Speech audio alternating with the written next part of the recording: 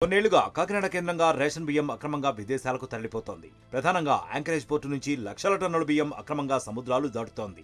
మాజీ ఎమ్మెల్యే ద్వారంపూడి కుటుంబం, ఆయన అనుచరులు లక్షల టన్నుల బియ్యాన్ని తరలించారనేది ప్రధాన ఆరోపణ.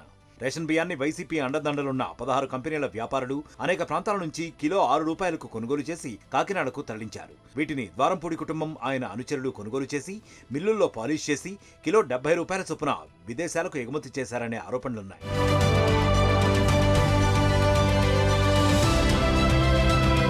ఇలా రేషన్ అక్రమ రవాణాతో కోట్లు సంపాదించారని ఆరోపిస్తున్నారు. రేషన్ బియ్యం విదేశాలకు తరలిపోతోందని తెలిసినా కూడా గత 5 ఏళ్లలో ఆ కీలక నేతకు ఎదురు చెప్పే ధైర్యం లేక వ్యవస్థలు నిస్సహాయంగా మారాయంటున్నారు. పైగా ఆ కీలక నేత నాటి ప్రభుత్వ అధినేతకు అత్యంత సన్నిహితుడు కావడంతో రేషన్ బియ్యం ఎన్ని రూపాలు మారినా అడ్డుకునే నాథుడే లేకుండా పోయాడు. రేషన్ బియ్యంతో పాటు అనేక జిల్లాల్లో పేదలకు రాష్ట్ర ప్రభుత్వం పౌష్టికాహారం కింద పంపిణీ చేసిన ఫోర్టిఫైడ్ బియ్యాన్ని సైతం మాఫియా పాలిష్ చేసి విదేశాలకు ఎగుమతి చేసిందని ఆరోపిస్తున్నారు.